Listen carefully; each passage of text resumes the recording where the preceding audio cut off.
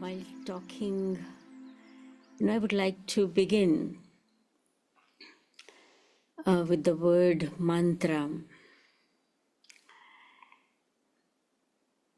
Most of you, or maybe all of you, are very well acquainted, at least with the word mantra, which is very popularly used on the path of bhakti, devotion. This is one of the ways actually to do bhakti. There are many different methods of doing bhakti, and one of them is chanting the mantra. So what is the mantra? As in bhakti, it's a phrase, a small phrase, or it's just a couple of words, sometimes just one word, and people keep on chanting that 108 times or 1008 times, depending upon as they are guided by their guru. And the aim of the mantra, when it is given by the guru to his disciple, is to help the disciple, the devotee, the bhagat, to be able to concentrate his mind. And therefore, most of the people, when do bhakti and when they chant the mantra, they take a rosary in their hand. And so in the rosary, there are 108 beads. And so they take one bead in their hand and they chant that mantra. Then the rosary moves, the second bead, and then they chant that mantra the third time, and so on. So sometimes they do it 108 times, and sometimes much more, depending upon how dedicated they are. But the word mantra actually means, it's a Sanskrit word. The word mantra means advice. And this is why the ministers in Hindi are called mantri. Mantri means the one who gives the advice. So the word mantra means advice. And the word mantra can also be divided into two parts, man and tra. Man means mind, and tra means to free the mind. That is mantra. So to free the mind from what? So mantra is an advice which is used, which is to be implemented and not chanted, which is to be practiced for freeing the mind from all that what is wasteful and negative. So the word mantra is given as an advice. So when we talk about mantra on this path of knowledge, the knowledge which is given to us by the ocean of knowledge himself, the ocean of knowledge does not give us any mantra which is to be chanted, repeated. Very often, even today, Baba said that you do not need to speak out anything. You have to make the effort internally in an incognito way. It's an invisible effort. And so we do not chant anything. So Baba gives us the mantra not for chanting, but Baba gives us the mantra that is the advice for bringing that advice into practice. Like when a doctor gives the advice to a patient, the patient has to follow that advice and not chant that advice. So Baba, as a supreme doctor, also gives advice which we need to follow. and there is no need to chant that. Now, actually, I would like to say that Baba gives us many advices, and all these advices, we use the word for that, the word Shrimat. Shrimat. Shri means elevated, and the word Mat has different meanings.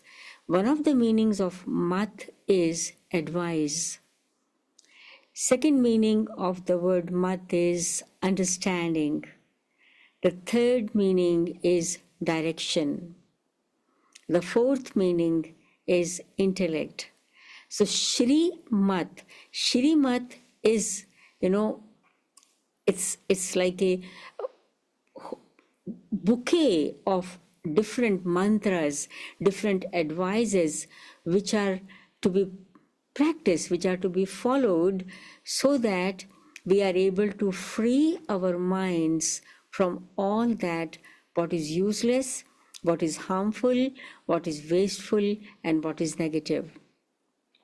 But still, Baba gives us, as for my understanding, Baba gives us 4 basic mantras.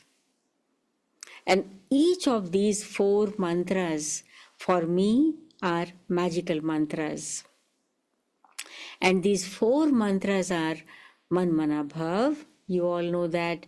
Second mantra is Madhyaji Bhav, right?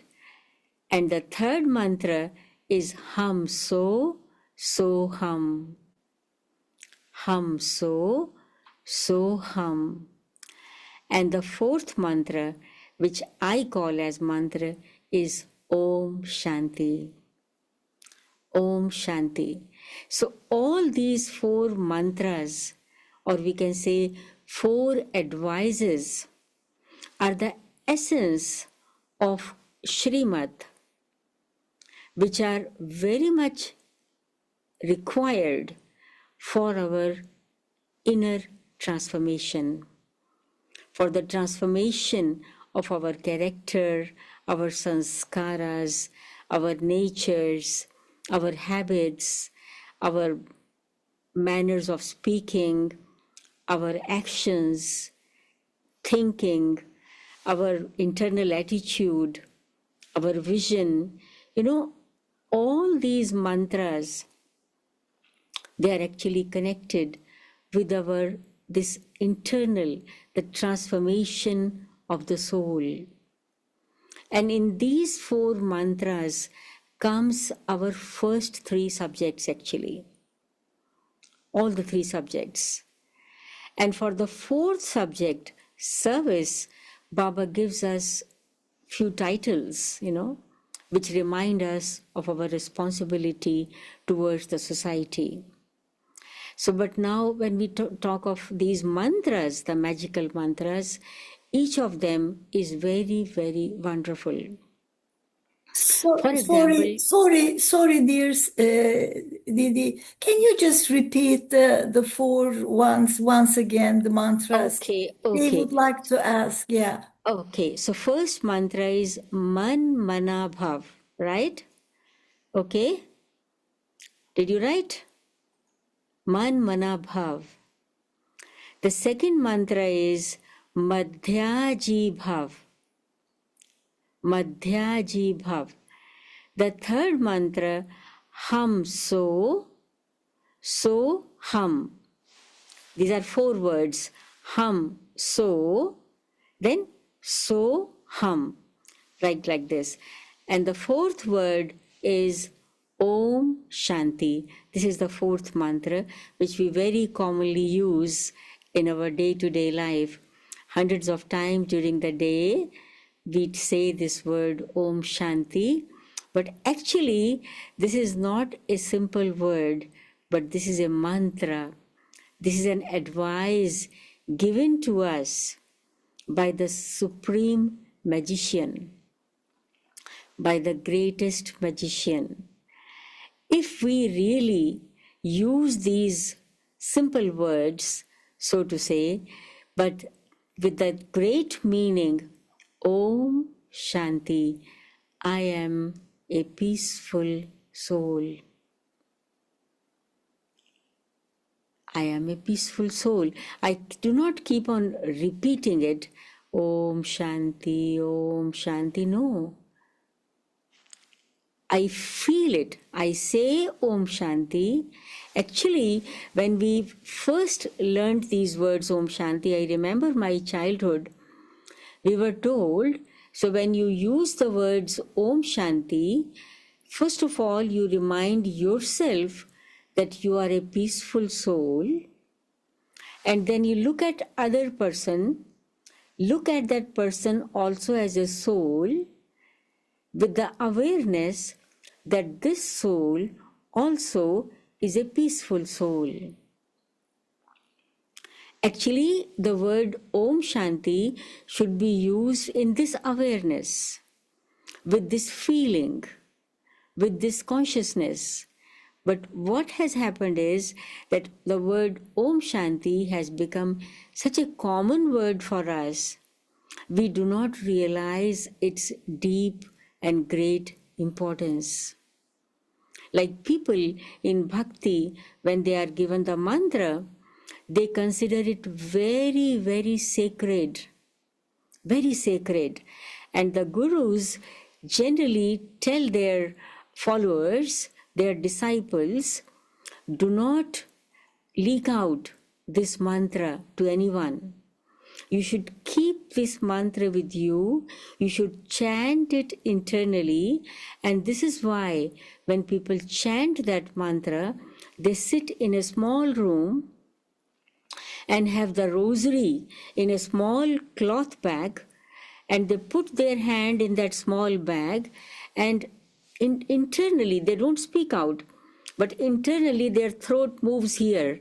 Internally they keep on chanting that mantra while turning the beads of the rosary, and they consider that this mantra has so much power that all their wishes will be fulfilled. So they consider it very, very sacred and very powerful.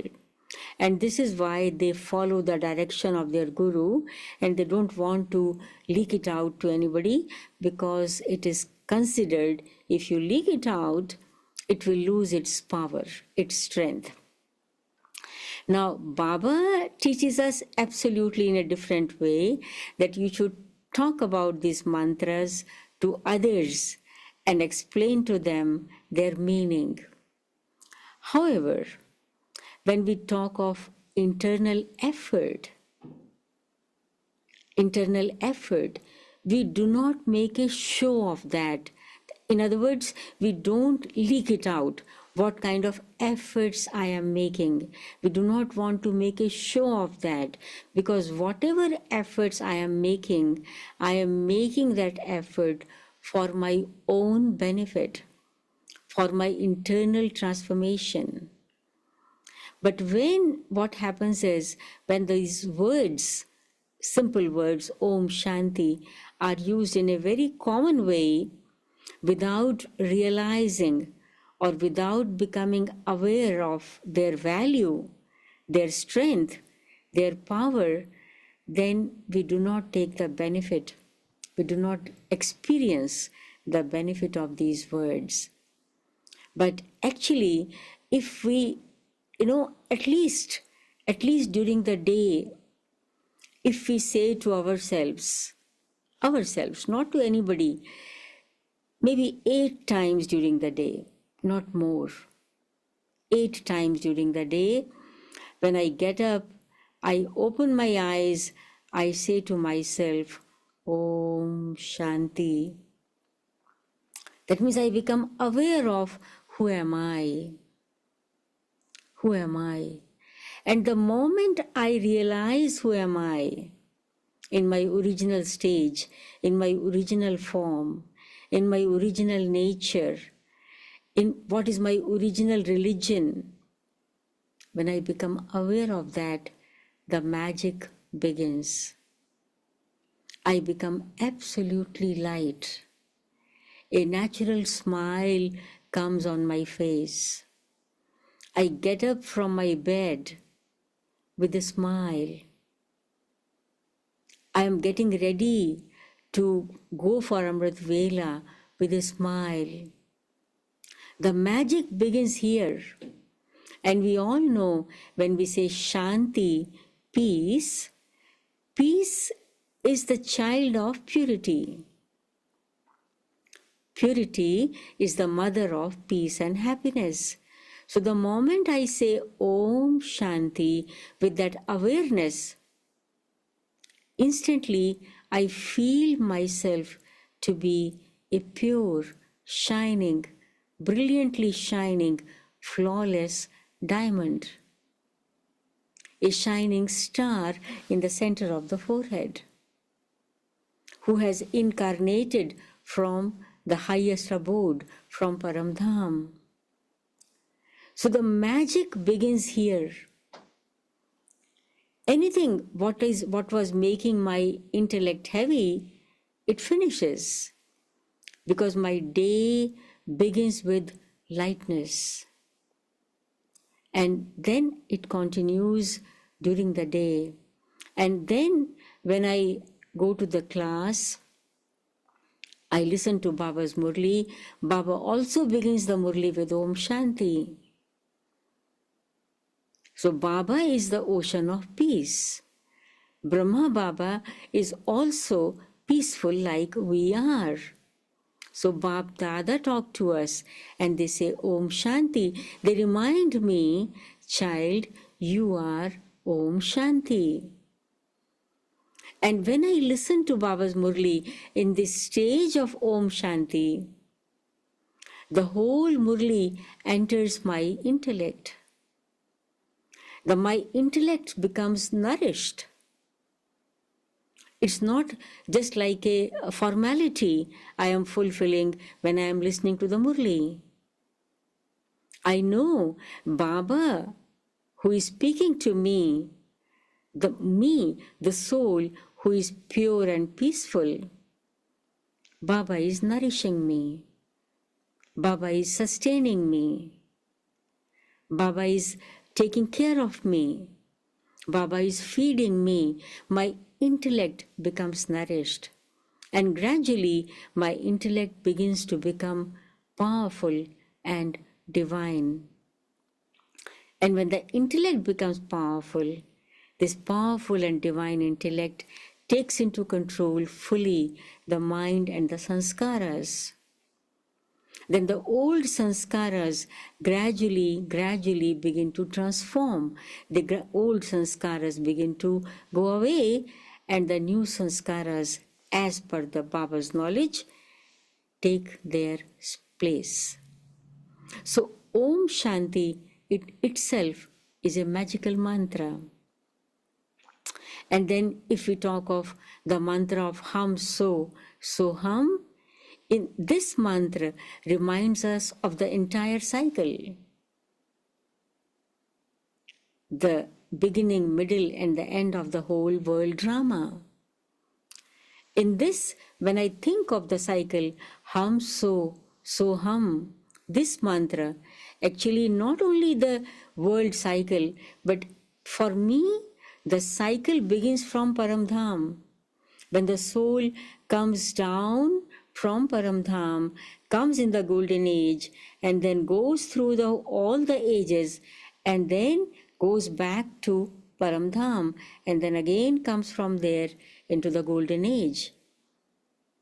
So all the three worlds and the world cycle comes into my intellect when I realize the meaning of these just simple 4 words, the magical mantra, Hum So Hum.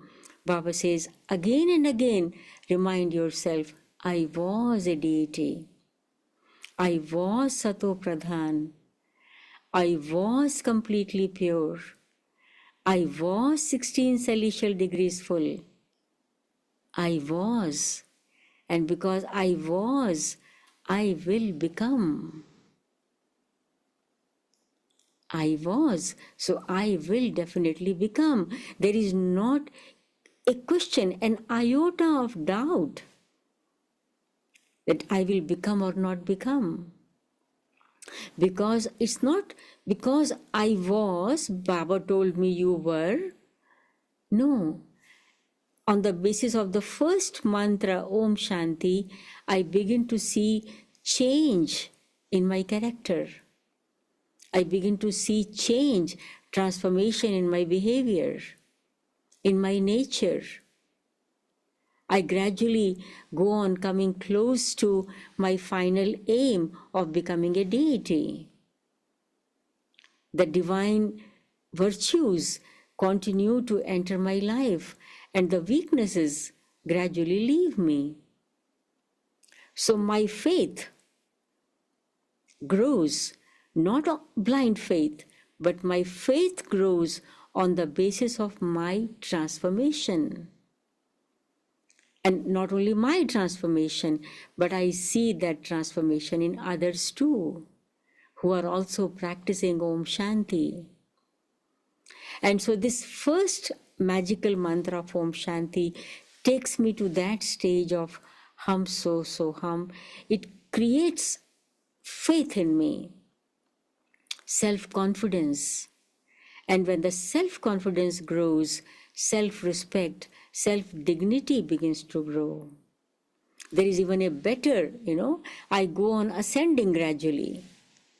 I go on going higher and higher because Baba gives us these mantras for becoming from Tamo Pradhan to Sato Pradhan, from Iron Age to Golden Age. We are shifting.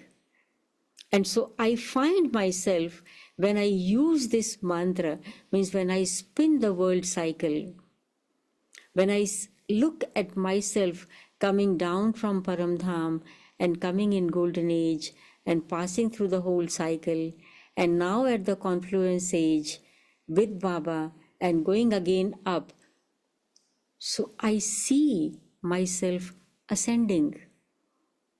And with this turning of the cycle, my past sins, the burden of the sins, as Baba says, is finished. Because now I am engaged in creating only the positive, the benevolent, and the elevated thoughts. The law of psychology says, as you think, so shall you become. So I am creating elevated thoughts, I am creating benevolent thoughts, I am creating positive thoughts, I am seeing my future. I go on ascending. I go on going higher and higher and higher.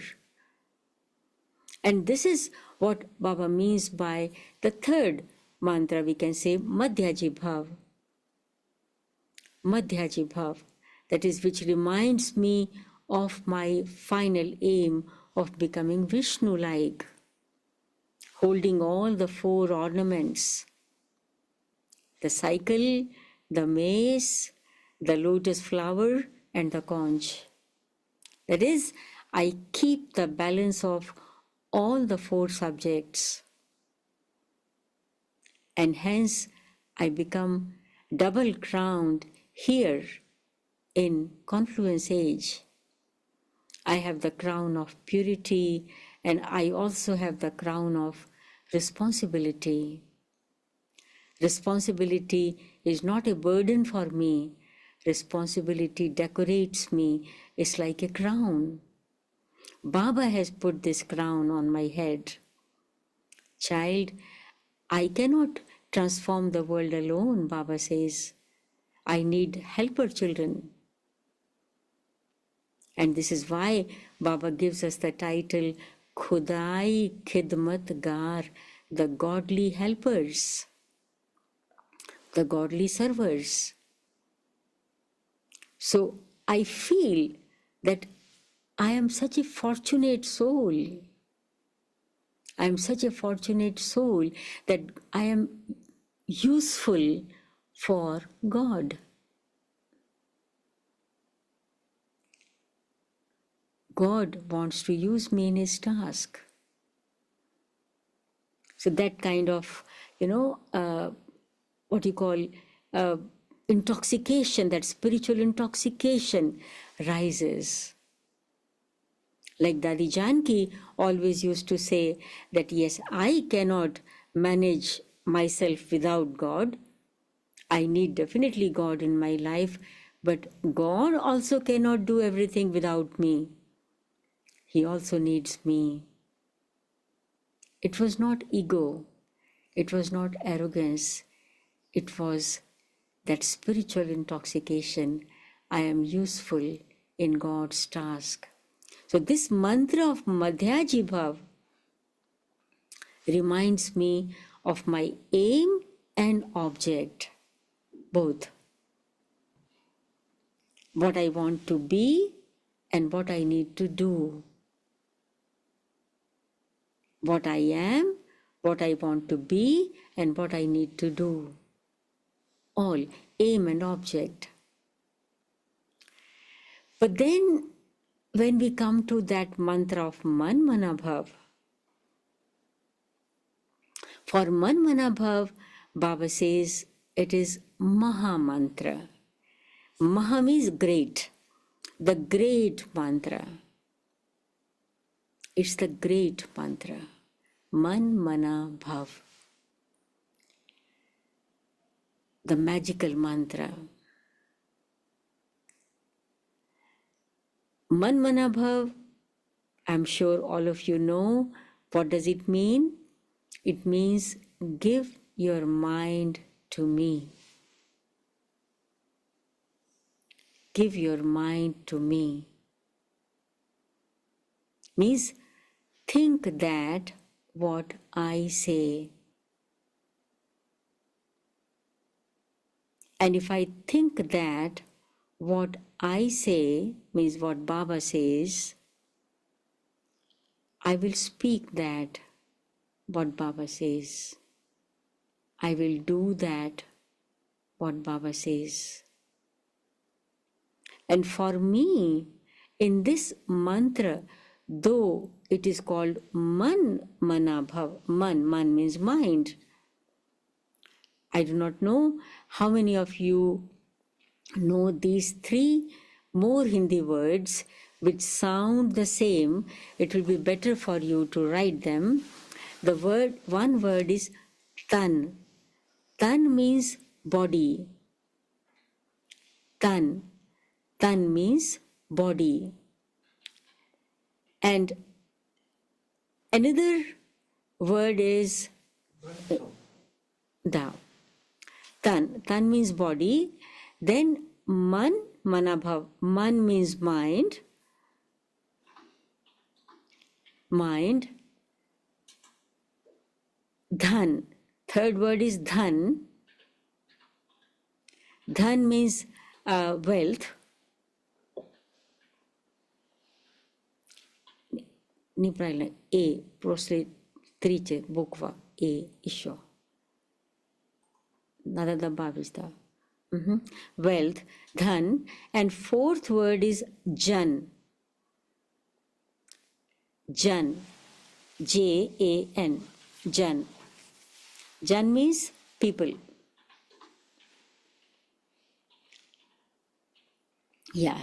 So Tan, Man, Dhan, Jan. So though Tan, Man, Dhan, Jan. So it's 4 words. Okay? So the mantra is Man, Mana, Bhav. But means give your mind to me. But for what I understand is, if you give your mind to Baba, you automatically give your tan, means body, dhan, wealth, and jan, lokik, relatives, friends, family, means you consider everything belonging to Baba. My body belongs to Baba. My wealth belongs to Baba. My family, relatives, they all belong to Baba. And who am I? I am a trustee. I am a trustee. Because the experience says if your mind goes somewhere, your body will definitely go there. Your wealth will definitely go there. You will also like to attract your friends and relatives there because you feel the importance of that thing. So the word, though Baba says man mana bhav, Baba does not say tan mana bhav or dhan mana bhav or jan mana bhav. Baba says man mana bhav. But in man mana bhav, these three are also included. And if we say other way around, if we use our body, wealth, and contacts and relations for Baba's task, our mind automatically gets connected to Baba. So they are interconnected. And this way, I become a trustee. And becoming a trustee means no worries. It's not mine. I am a trustee. I am very honest. I do everything honestly. But I do not consider anything belonging to me. I do not make misuse of anything. I do not waste anything. I don't waste time. I don't waste my energy of the body. I don't waste wealth. I don't waste anything. I am a trustee. Means then everything is used in a worthwhile way. So this way, I am following Baba's Shrimad. Baba says, children, don't waste anything.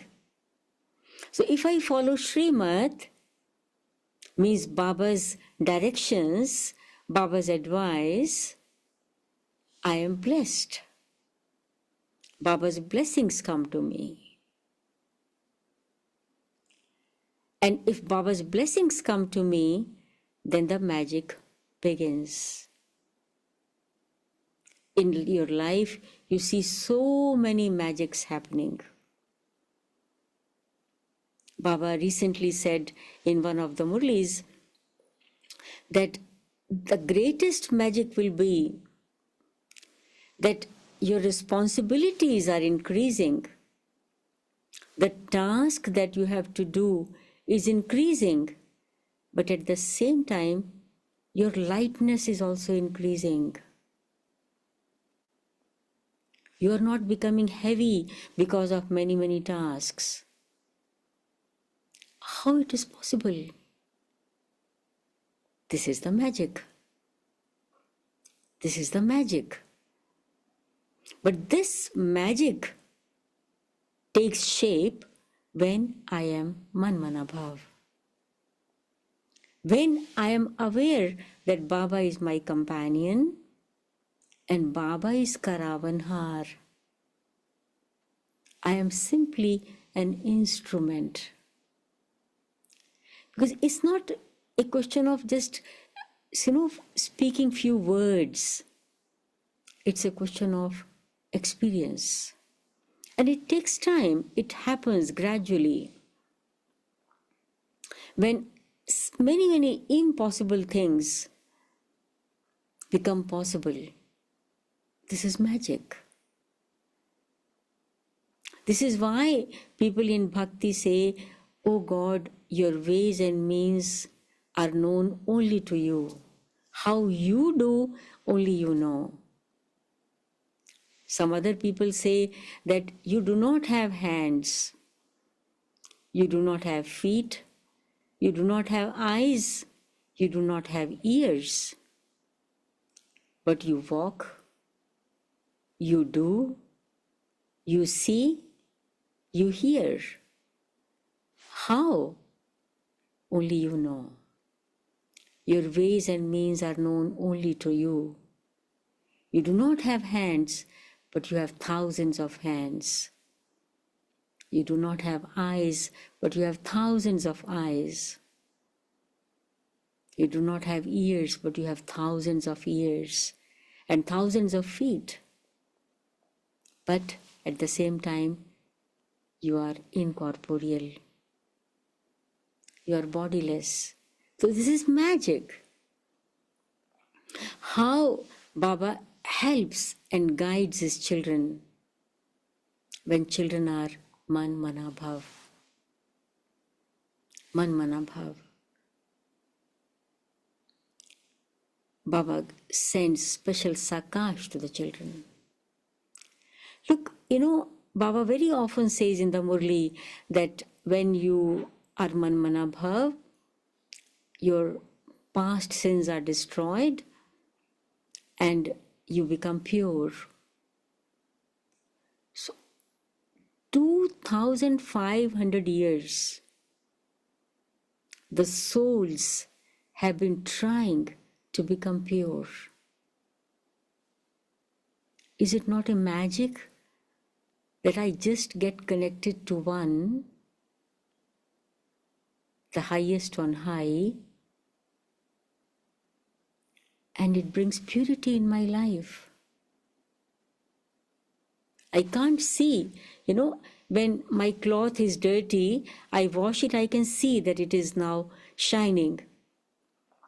I can't see the soul shining, but I can see that shine in my behavior, in my actions, in my thinking, in my vision. So is it not a wonder, it is not a magic that how we have been making efforts to become pure, doing bhakti this way, that way, thousands of methods, but didn't become pure. And now, just by giving my mind to one, by remembering him, by connecting to one, I am becoming purer day by day. I am becoming Sato Pradhan day by day. And this is felt by the people.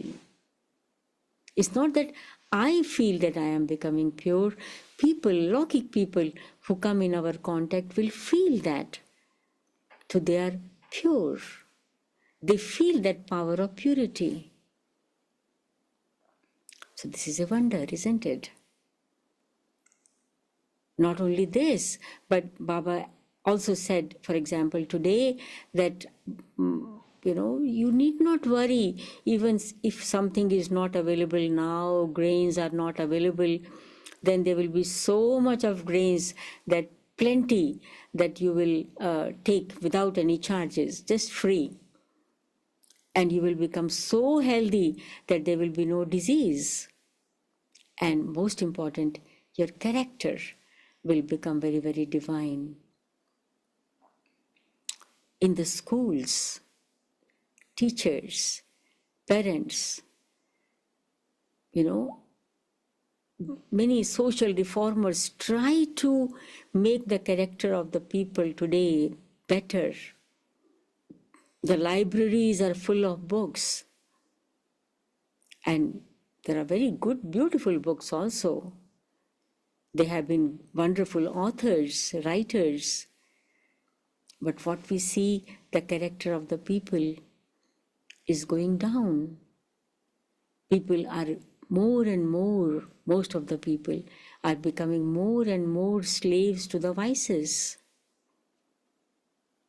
And Baba's power, when the soul gets connected to Baba, the character becomes divine. Again, this is felt by the people. People say in words that just by talking to you, we can feel that you're brought up in a very elevated way, but they do not know who is bringing us up. Yes, Lokik parents play their own role, but it is the Parlokik parents, the Alokik parents, who are playing that role of bringing us up in a very divine way. So this is a magic. And if you talk of the magics, which Baba brings in our life, how much powerful Baba makes us, how much stability has come in our life. Just think of that great transformation which has occurred.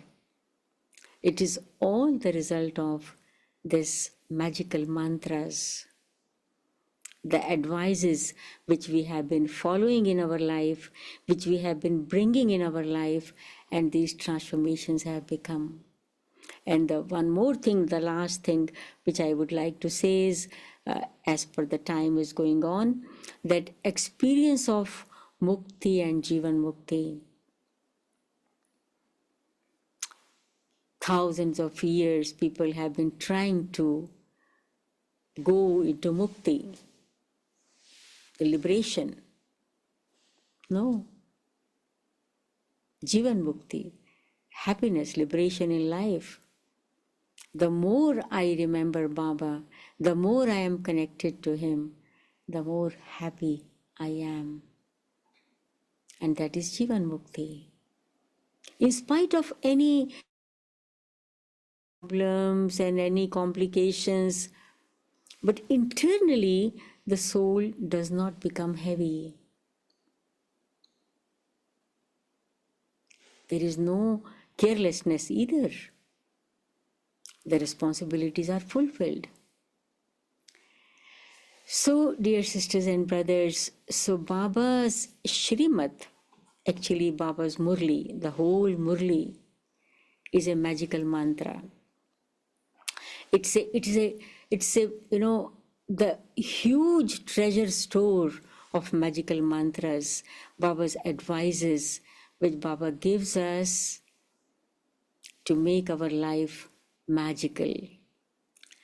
Baba is magician, and Baba wants us also to become magicians so that we can bring this magical transformation in the lives of many, many souls who come in our contact.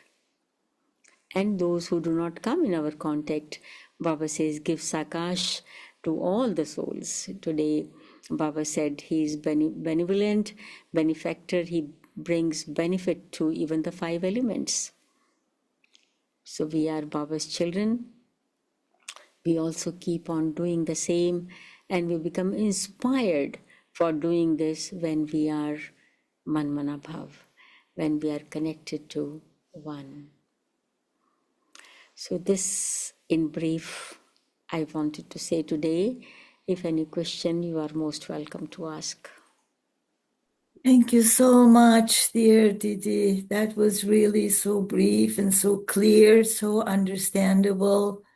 I'm sure everyone is benefited a lot. But I was just wondering, maybe I missed it. We didn't mention about the Madhya Jabal as a mantra. And can you just elaborate a little bit? What is the relation between the Madhya Jibhav and Hamso Soham? Madhyaji Bhav is remembering your aim and object, means the inheritance of becoming Madhya. You know the word Madhyaji Bhav? The Madhya means in the middle. Madhya means middle. And so when you see the picture of Trimurti, Brahma, Vishnu, Shankar, in the middle is Vishnu. So focusing your mind on Vishnu. And Vishnu means all the 4 subjects on one hand. Vishnu reminds us of confluence age and also of the golden age. See, what I have to do now to become kings of kings, double crowned, right? And hum so hum, it is like going through the whole cycle. I was a deity, then I became warrior, then merchant, then Shudra, and then I am a Brahmin now. And after, like Baba talks about Virat Roop, the 5 clans. So Hum So Hum is talking about all the 5 clans. But in brief, we generally say, what I was, I will become. So, but how I became what I am now, I should understand that. It is like hum so hum enables us to diagnose the reason or to understand the reason of our downfall, and then the remedy for going higher. So, in other words, the diagnose of the disease, why this person became diseased, and then the medicine, what I should use so that I become healthy. So, hum so hum means it's like ladder, you can say, or you can say the cycle. It reminds us of all, everything. And in Madhyaji Bhav, I just look at my aim and object. I have to do this, and then I will become this, like that. Thank you so much. Now it's more clear. There's one question. Uh, the sister says, Didi mentioned about the disc. Baba also says you are Swaдаrshan Chakradari and you cut your sins with that. Can Mm-hmm. Sudha Didi explain how we can do that? Mm-hmm. Today also Baba said about it. And Swaдаrshan Chakradhari means, actually Baba connects it with as people understand it in scriptures. They say that Sri Krishna had this disc, they call it disc, chakra, that is also called chakra. In Bhakti they call it Sudarshan chakra, not Swadarshan chakra, but Sudarshan chakra. And the Krishna used this chakra and when this chakra moved, it flew from the finger and cut the throats of the devils and then came back on the finger of the Krishna.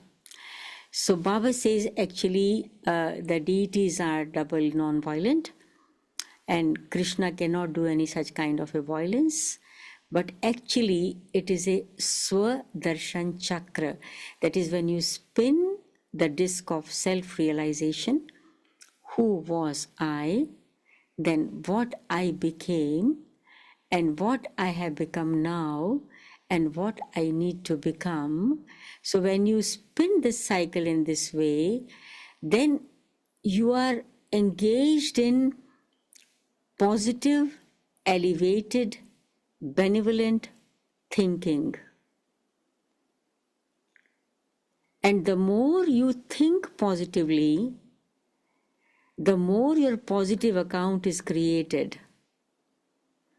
And the more you create the positive account, means the more earning you have, the more your debts which you accumulated as a result of negative thinking and negative doings, that debt is gradually reduced and reduced. So this is what Baba means by you cut away your sins.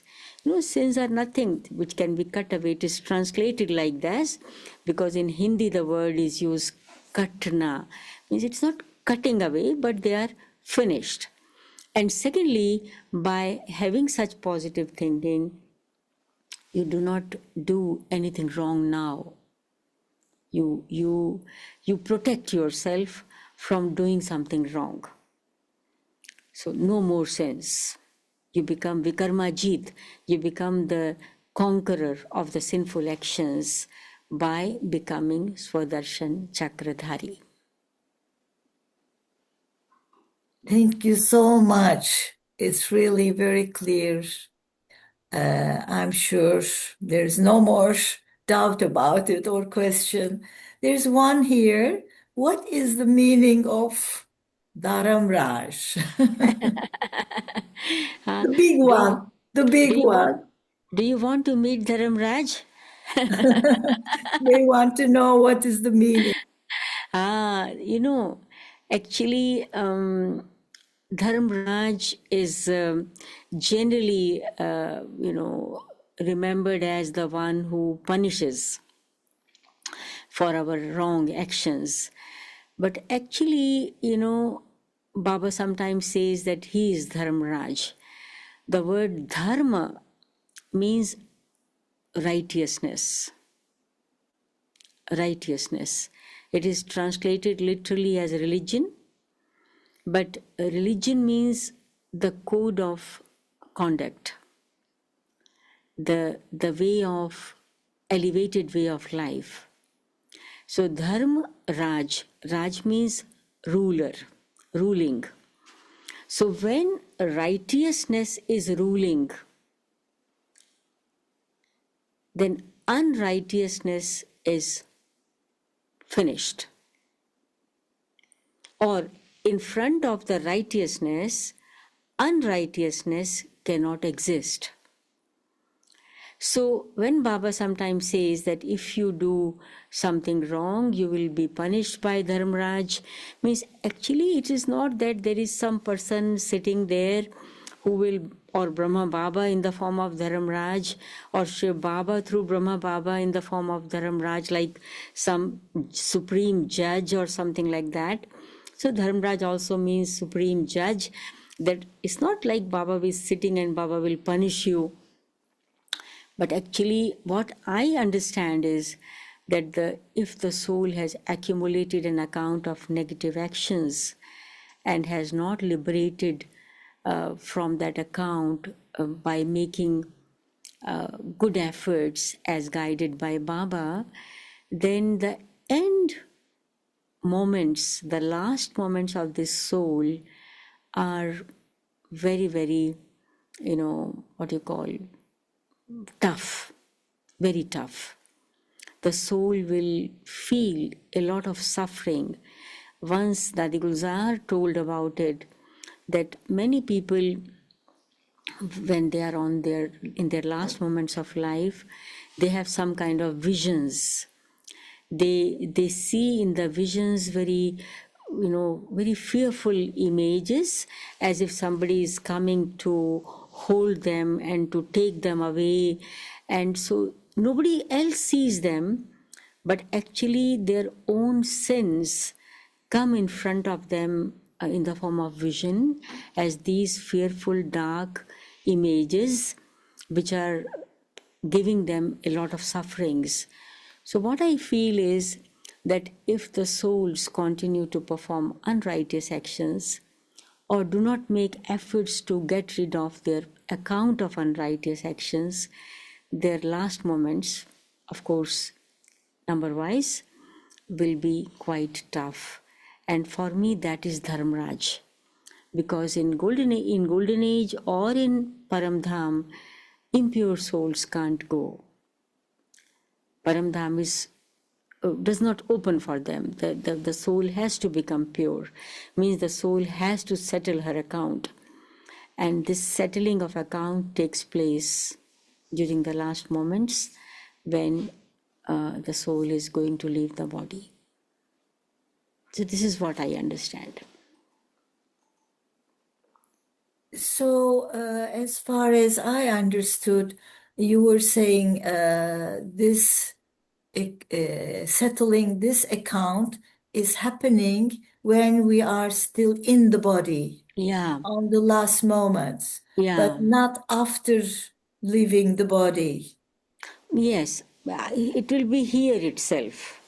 Not in the here. subtle region, Baba says that in the subtle region something will happen, but it will not be, it will be very minute, but most of it will be here itself.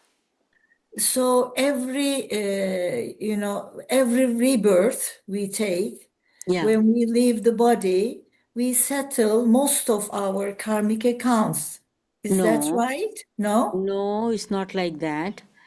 No, we don't settle every time. No, no, at the end, I At the said. end, right, yes, at the Yes, end we at the do. end. When we leave the body, when we Ah, leave that specific body, related to that body, all the accounts will be settled no, no, at no. that last moment. During the cycle of rebirth, you mean to say? No, no. like this is my, I don't know which birth is that, but Eighty-fourth. I have been carrying many accounts, of course, but Uh-huh. I also accumulate the accounts in this body as well. So Mm-hmm. when it's my time to leave the body, Yeah. my last moments, so when I settle my accounts, Mm-hmm. is this only relate to this body what I have accumulated, or the all All, the things I all accumulate, the previous births, all, previous births as which well, are still remaining, remaining. yeah, because during the life we also been settling the account through diseases, through some other kinds of situations, this is all settling, but at the end whatever is left will be settled.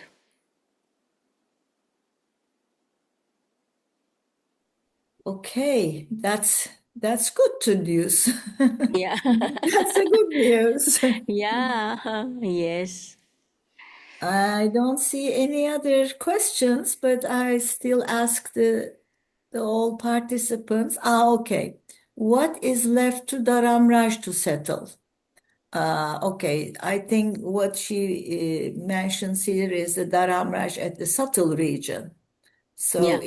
if we settle here, what is left to settle in the Dharam Raj? Nothing. Nothing. you This know is why I said this, it's this a is good news. yes, this is what I understand, because you know in I actually don't think about this topic at all, about Dharmraj, and but what my feeling is that the souls will settle their accounts here itself, and that will be a time when they are leaving their bodies, and some soul might leave their physical bodies, but they may be wandering, and these wandering souls also settle their accounts somehow, because they are not able to go to Paramdham, and but at the same time, uh, so that means they are not liberated, but they are just wandering, they are not in the body. So sometimes, and in the subtle form also, they will settle their accounts, but it will all will happen in this physical world. This is what my feeling is, in the physical world, either through this body or through our subtle bodies in this physical world after we have left the bodies.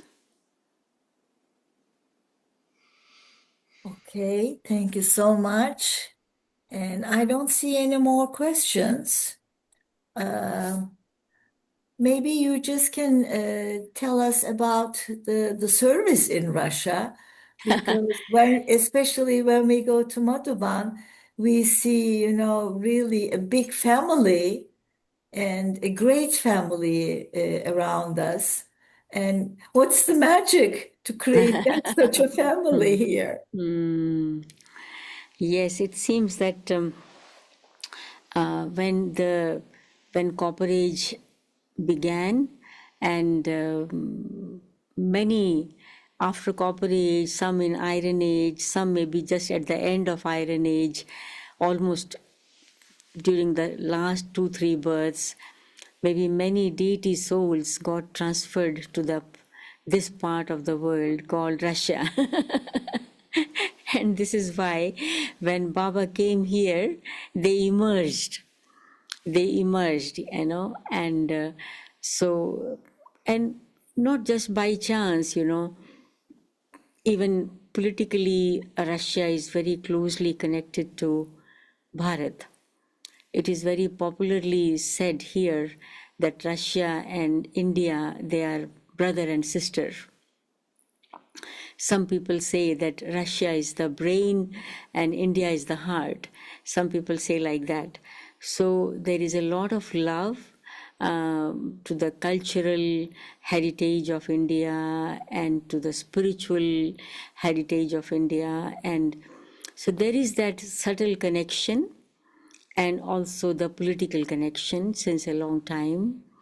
And that connection is because of some reason in drama there is such a part, and probably somehow it so happened in drama that we came from Bharat to Russia, and Baba, Avyag Babdada, told Jagdish Bhai, brother Jagdish, I'm sure you know him, and Baba told him that all the centers in the world, they are like our international coordinating center is London, and so all the centers are connected to London in the whole world.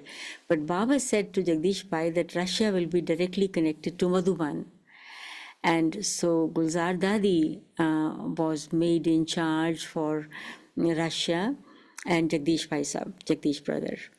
And so there must be some reason, you see, in drama that why this happened, why Baba did so, and so like that. And Baba knows the whole, Baba knows, Baba is Trikaldarshi, Baba knows this thing. And so many souls,